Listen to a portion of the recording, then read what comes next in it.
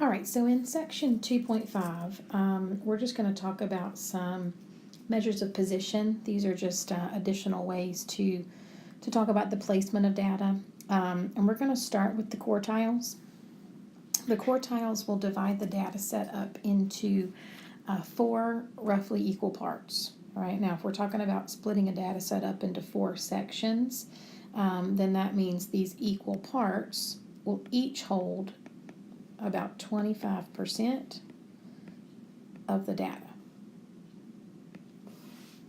Now, typically the way the quartiles are defined or interpreted is in terms of what comes on or below.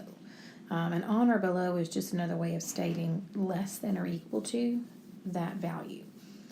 So if we know that each section here holds 25% of the data, then the way we interpret these values is that when we find the first quartile, 25% of the data will be less than or equal to the first quartile. 50% of the data will be less than or equal to the second quartile, and then 75% of the data will be less than or equal to the third quartile.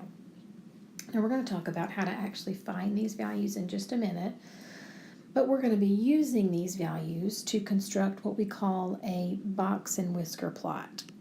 So I wanted to go ahead and show you an example of what that looks like.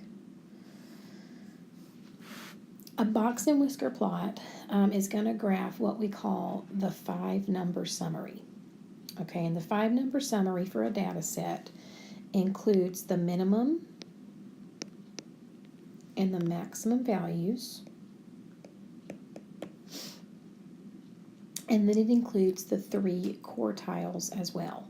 So these other points that you see plotted here would represent Q1, Q2, and Q3.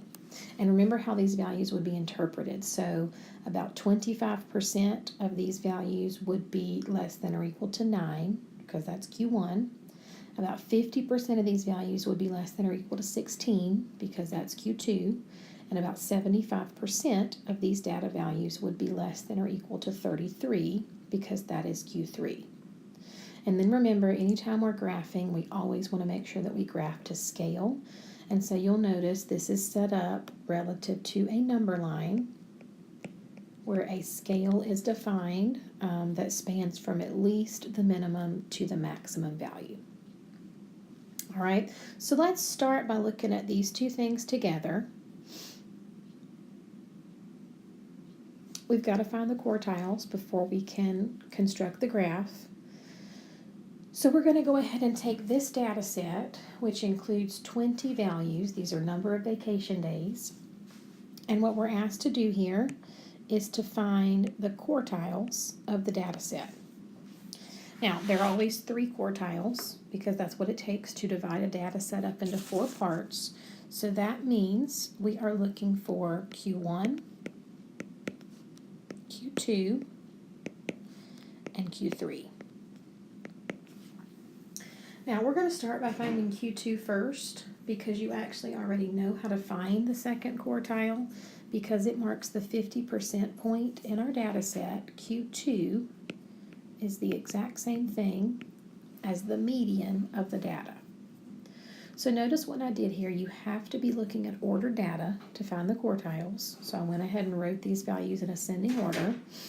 And to find the median, remember our method here is to look for the central data value. Now, this is an even number of values, so remember in that case, you actually have to focus in on the 2 central values to get balance, right? So now we have the same number of values on this side as we do on this side. Now remember, in the case where you have 2 central values, to find the median,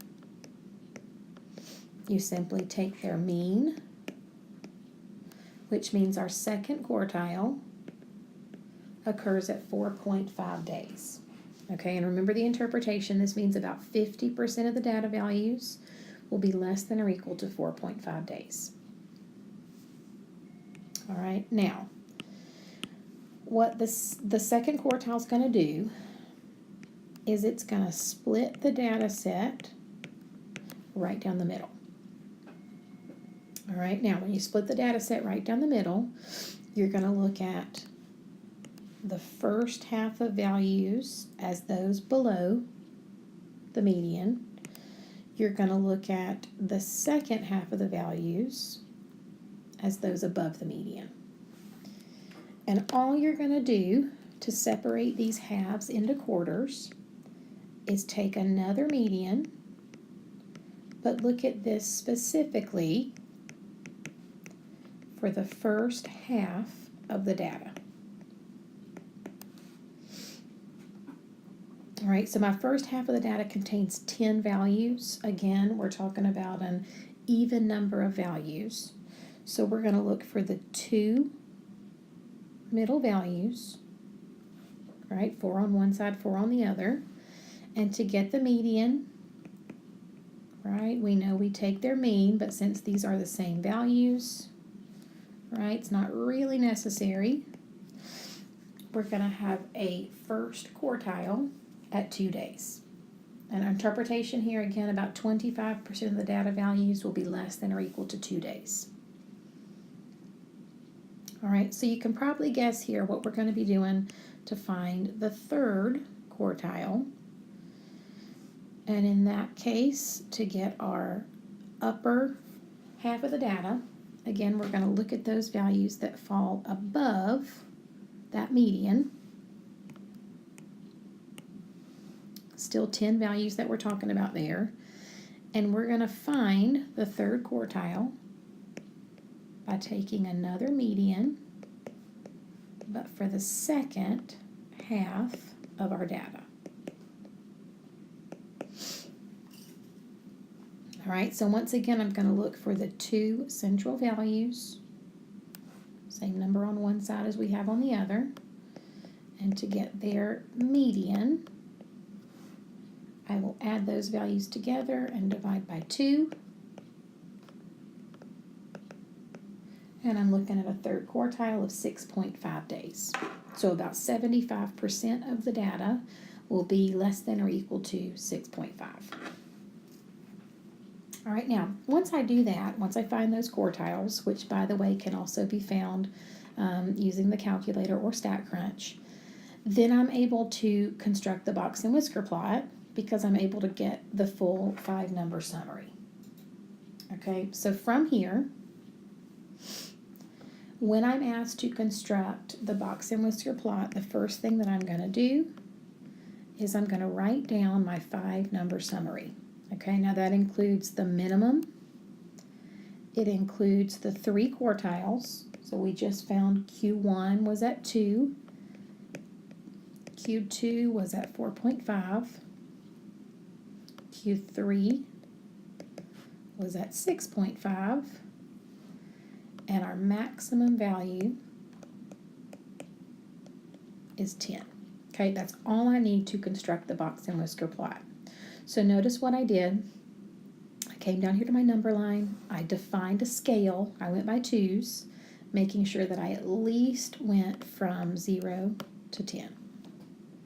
And then what I'm going to do is I'm going to plot the 5-number summary above that number line. Okay, so I'm going to put a point here at 0.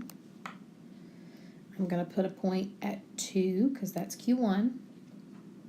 I'm going to put a point at approximately 4.5. That's Q2.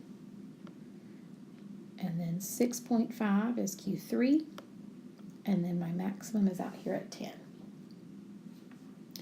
Now, all I have to do to construct my box and whisker plot is draw a box that runs from Q1 to Q3. All right, that will always run from Q1 to Q3. At Q2, to mark the median, just going to draw a vertical line. And then we will have whiskers that extend out to the minimum value as well as the maximum value. So in the homework for section 2.5, you're going to be looking at different data sets, finding the quartiles, writing the 5-number summary, and then constructing this box and whisker plot. All right, and it's always going to be done the same way. You're also going to be asked to read box and whisker plots when they're given to you. So, if you're given a box and whisker plot, being able to determine the range, being able to determine the median, that central value, all those are things that you can use the box and whisker plot to find. All right, so I want you to go ahead and start practicing those two. The last part here, which is using this to find unusual values or outliers, kind of like what we did with the empirical rule. This is something that we will wait and talk about in class next time, so you can hold off on that for right now.